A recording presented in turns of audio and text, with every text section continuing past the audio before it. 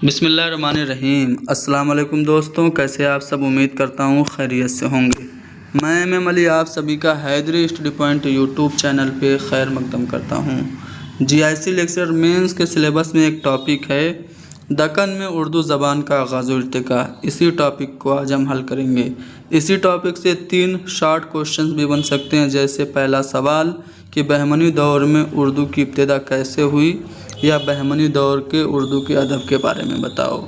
या फिर आपसे पूछ सकता है कि आदिल शाही दौर में उर्दू शायरी की खुसूसियात बताइए, या कुतुब शाही दौर में उर्दू के आगाज़ व इर्तिका से मुताल्लिक़ सवाल बन सकता है। तो इस लिहाज से इस एक वीडियो में 3 सवालों के जवाब मिलने वाले हैं। गौर से देखिएगा, ये वीडियो आपके लिए बहुत ज़्यादा मददगार साबित होगी।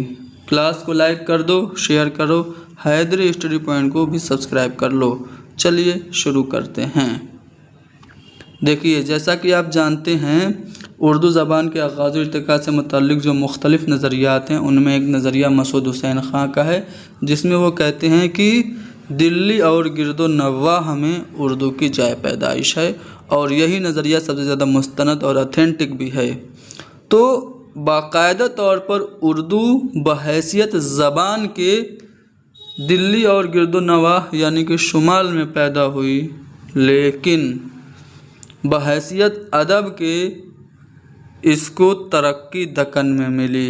उर्दू की पहली मसनवी कदमराव पदमराव दक्कन में लिखी गई। उर्दू की पहली नज़्म चक्कीनामा दक्कन में लिखी गई। उर्दू का पहला मरसिया नौ सुरहार के नाम से लिखा गया दक्कन में। उर्दू की पहली नसरी किताब सबरस भी दक्कन में लिखी गई। तो अदबी लिहाज से देखें तो दक्कन में उर्दू को तरक्की मिली। तो इसी बात से हम बात को अपने शुरू करेंगे कि उर्दू का आगाज़ अगरचे शुमाली हिंद में हुआ, लेकिन इसने अपने इर्तिका की मंजिलें शुमाल के अलावा दक्कन में भी तय की। अब दक्कन में उर्दू कैसे पहुंची? शुमाल में दिल्ली में जब उर्दू की पैदाइश हुई तो दक्कन में कैसे पहुंची, इस बात को भी तो आप मेंशन करेंगे। आप मेंशन करेंगे कि 1294 ईस्वी में अलाउद्दीन खिलजी का सिपहसालार मलिक काफूर था, उसने हमला किया था दक्कन पर, तो कुछ लोग वहां पे पहुंचे। उसके अलावा मोहम्मद बिन तुगलक ने 1327 ईस्वी में अपनी राजधानी का परिवर्तन कर दिया था। दिल्ली से दौलताबाद अपनी दारुल हुकूमत को उसने तब्दील कर दिया था, मुंतकिल कर दिया था, जिसकी वजह से बहुत सारे लोग यहाँ के सूफ़ी संत फ़कीर और आम लोग दिल्ली से दक्कन पहुँचे। और जब दक्कन पहुँचे तो अपनी ज़बान, अपना कल्चर, अपनी सकाफ़त लेके पहुँचे और जाके वहाँ मिल घुल गए। तो इस तरह से वहाँ पे उर्दू पहुँची। तो जब मलिक काफूर ने हमला किया और मोहम्मद बिन तुगलक ने अपना राजधानी परिवर्तन किया, तो उसकी वजह से उर्दू शुमाल से दक्कन में पहुंची, और दक्कन में बहमनी दौर में बाकायदा तौर पर उर्दू अदब का आगाज़ हुआ। बहमनी दौर में ही उर्दू की पहली मसनवी कदमराव पदमराव लिखी गई। किसने लिखी? फ़खरुद्दीन निज़ामी बीदरी ने लिखी। इसी सल्तनत के आखिरी दौर के हुक्मरान महमूद शाह बहमनी के बारे में ये माना जाता है, ये ख्याल है कि उसने कदीम उर्दू को दक्कनी का नाम दिया। ठीक है।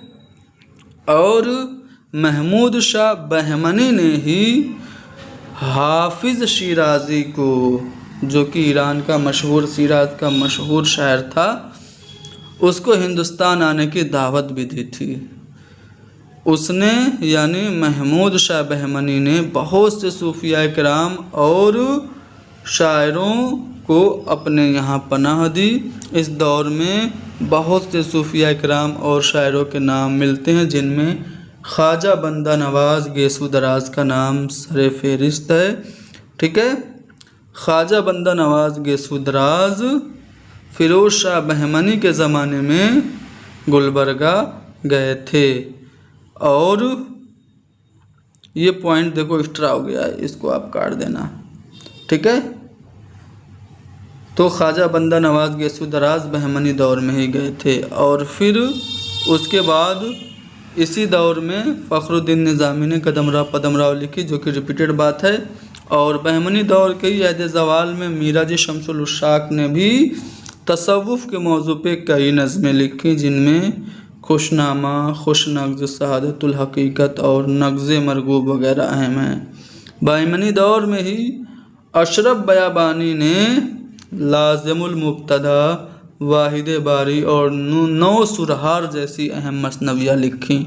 नौ सुरहार, इसी में मरसिया के इब्तिदाई नकूश देखने को मिलते हैं। यानी नौ सुरहार का मौजू क्या था? वाक़यात करबला था। उसके बाद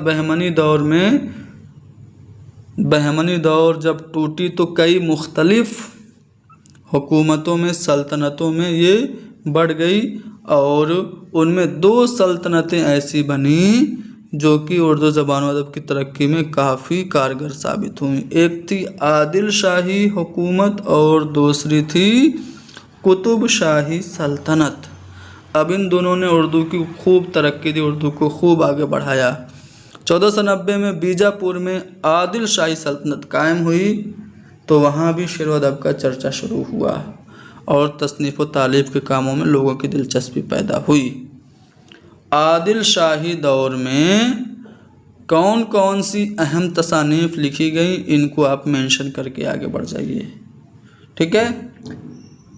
आदिल शाही दौर में हमें मुतअद्दिद आला पाए के शायर और नस्र निगार मिलते हैं। आदिल शाही सल्तनत का एक बादशाह, खुद बादशाह इब्राहिम आदिल शाह सानी, उर्दू का एक कादिरुल कलाम शायर गुज़रा है, जिसे जगत गुरु के नाम से शोहरत मिली। उसने ग़ज़लें, मसनवियाँ और गीत भी लिखे। उसके गीतों के मजमूए का नाम है किताब नौरस या फिर नौरस नामा, जो कि राग रागनियों पर मबनी है। आज भी एक इल्मी यादगार समझी जाती है। वो एक अदब परवर और इल्म दोस्त बादशाह था। उसके दरबार में कई अच्छे शायर मौजूद थे। दक्कनी उर्दू के मशहूर शुअरा नुसरती, हाशमी, रुस्तमी वगैरह का ताल्लुक भी आदिल शाही दौर से था।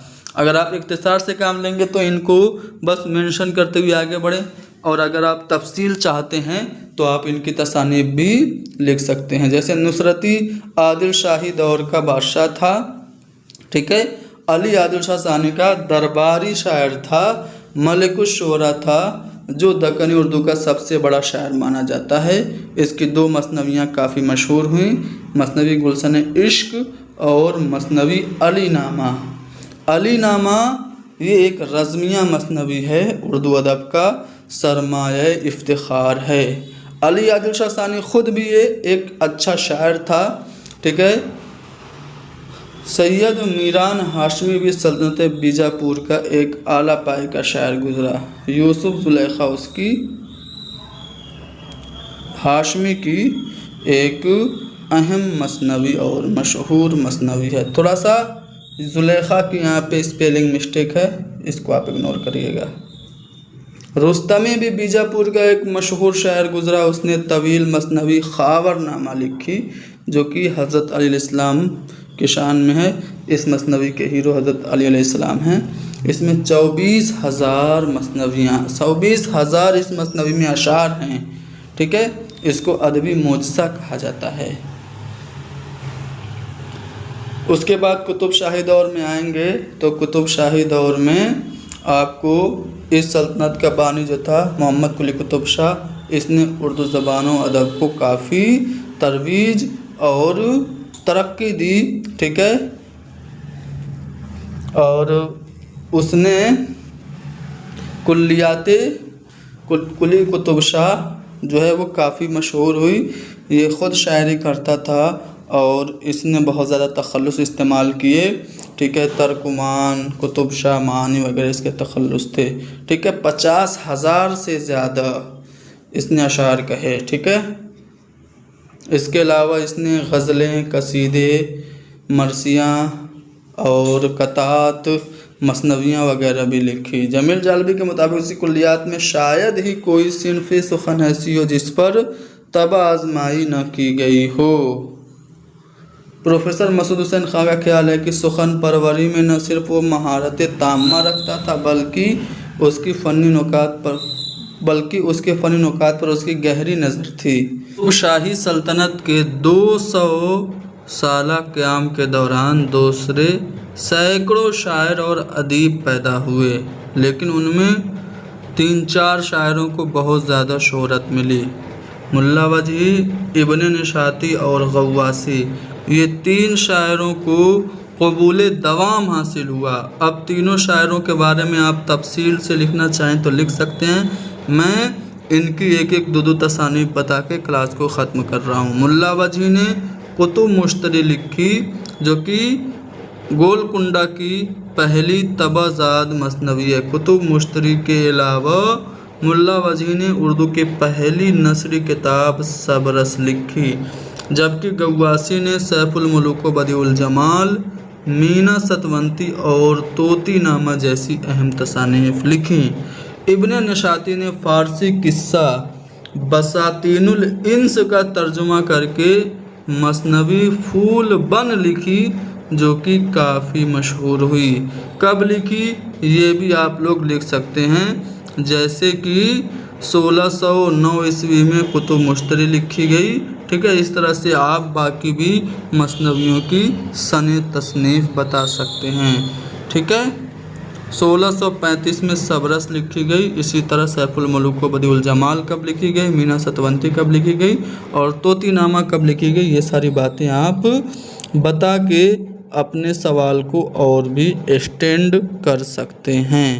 फ़िलहाल क्लास को ख़त्म करते हैं, मिलेंगे अगली क्लास में।